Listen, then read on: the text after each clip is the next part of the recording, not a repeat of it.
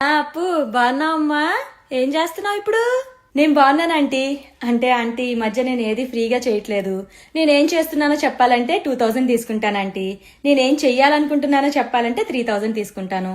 నేనేం చెయ్యాలో అని మీరు అడ్వైస్ ఇస్తారు కదా, ఆ అడ్వైస్ వినాలంటే మాత్రం 5000 ఛార్జ్ చేస్తాను ఆంటీ.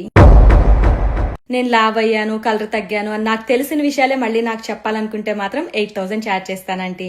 ఇంకా నేను ఎప్పుడు పెళ్లి చేసుకోవాలి, ఎలాంటి వాడిని పెళ్లి చేసుకోవాలి అని దిక్కుమాలిన సలహాలు ఇవ్వాలంటే మాత్రం 25,000 ఆంటీ. నన్ను మీ పిల్లలతో కంపేర్ చేసి మా పేరెంట్స్కి కంప్లైంట్ చేయాలనుకుంటే మాత్రం 30,000 ఆంటీ.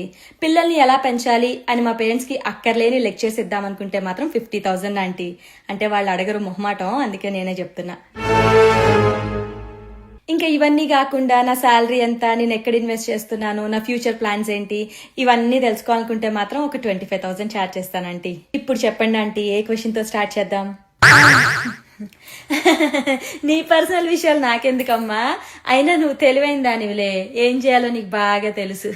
నేను ఉంటాను వదినా, వెళ్ళొస్తానమ్మా. అప్పు మంచిదాంటీ.